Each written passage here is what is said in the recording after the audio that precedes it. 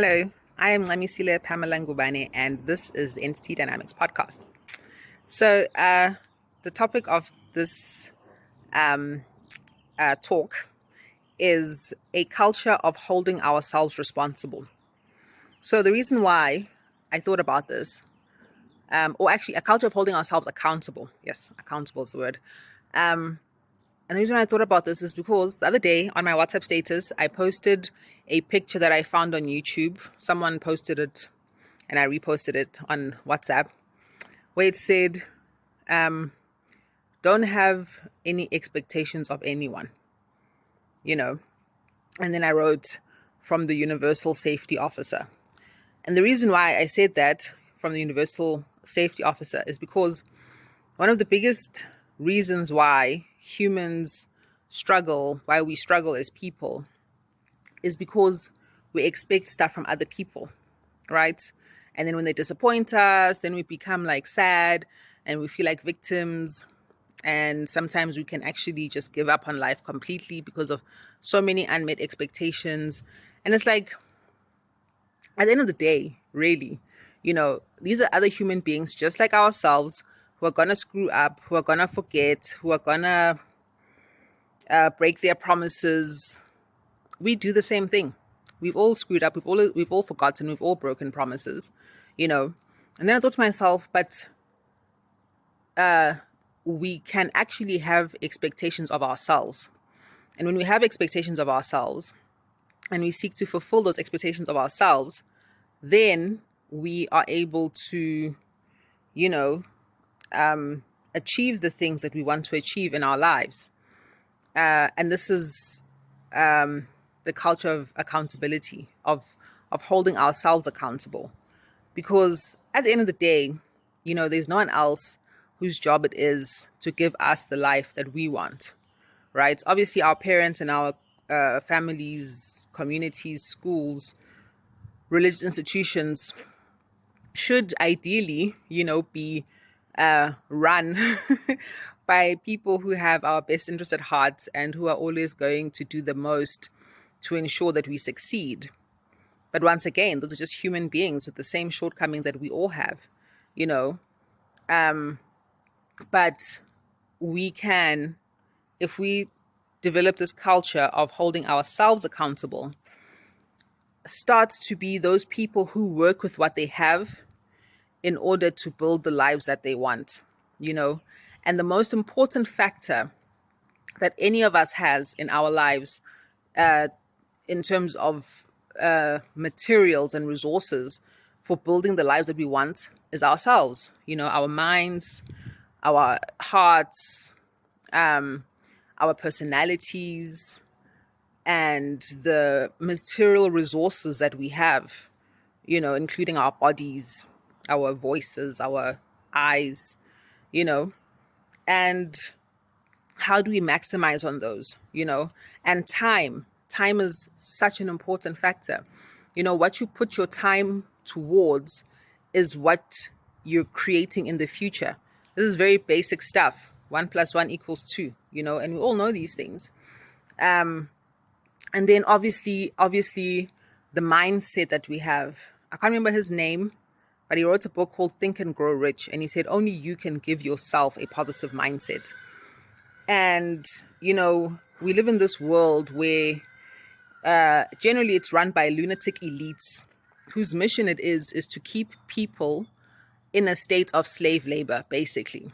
And that's why they'll manufacture financial crises to wipe out the income of a vast number of people, to force them into slave labor, so that they can pay low wages, whatever. And that's why, for example, companies like IBM will pack up shop in first world countries and go and open shop in third world countries so that they can maximize profits, because they know that their people are in poverty half the time and are willing to work for lower wages so that they can increase their profits, right? So that's just the way it is. And it's okay, whatever. Those are their choices. But it doesn't mean that we have to buy into that system.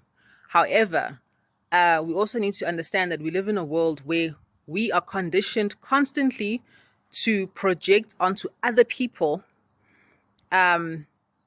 our aspirations and to make the achieving of those aspirations their problem, right? And then when they disappoint us because we had expectations, we think that life has failed us.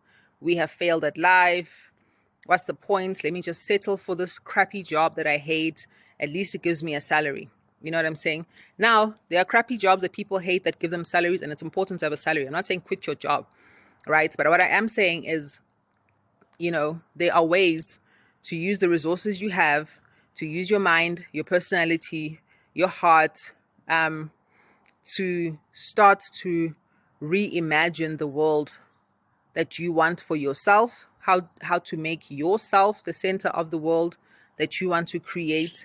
And it all comes to holding ourselves accountable to achieving that vision. Because if you think about it, how much time do we have every day? It's 24 hours. What do we do with that time? A lot of the time we do things to kill time. We shouldn't be killing time. We should be using time to build the lives that we want, obviously. I'm not saying anything new here. You know what I mean? I'm not saying anything new. A lot of people have said the same thing. I'm also just trying to share my perspective and make louder this cry that has been going out from our Creator for us as human beings to really start to take ourselves seriously and to recognize what we are and what we should be doing and the potential we have to be everything we want to be, the best we want to be, But also, I just want to say that another resource is, our mind. How do we give ourselves a positive mental attitude in a world where it seems like you're constantly being screwed, undermined, made to feel like less than, made to feel that if you're not this, then you're not going to be able to do that. If you're not this, then you're not good enough. If you're not this, then you're not worthy of love. All these crazy things, right? How do we navigate in a world like that? And then on top of that, we see so many good people going through it the most. It's like, what the hell is going on here? And then the people who we look at and are like fake, narcissist, elitist scum seem to just be thriving. What the hell, right? What is this, right? And from my studying of this issue, I've come to the understanding from what I've learned, that we who are actually trying to be positive in this world are going to go through it. We are going to go through the most because the Creator, in collaboration with other beings who have a vested interest in the upliftment of the culture of Earth to be a high frequency culture that attracts synchronistic events that cause us to become much more in alignment with our Creator. We're going to be shown that we are not being allowed to be comfortable in the world as it is. That's why we have to go through it, because we are being shown that you are not going to be allowed to be comfortable here, because this is not where it's at. This vibe is not where it's at. The poverty, the war, the economic treason, all this stuff. It's not where it's at. Heaven on earth is where it's at. That's what we're here to create, and so it's going to be hectic for those of us who want to make the world a better place, who believe that we have a calling to make the world a better place, And so I think just to round this up, in terms of holding ourselves accountable, it's also very important who we surround ourselves with, because King David, the first Psalm, he talks about the ideal character of a person. And it's a person who meditates on the law of God day and night, and it fills him with his greatest joy, right? And then King Solomon says, bad company can corrupt even the best character. Now think about this. Read Psalm 1. That's the best character. That person can be corrupted by bad company. So it's also holding ourselves accountable is very important. Who do we surround ourselves with? Who do we spend our time with? Who do we spend our time watching? Whose content do we take our time out to consume? This, I think, besides taking care of ourselves and being honest with ourselves, is number 2 most important in terms of holding ourselves accountable. So thank you for watching, and goodbye.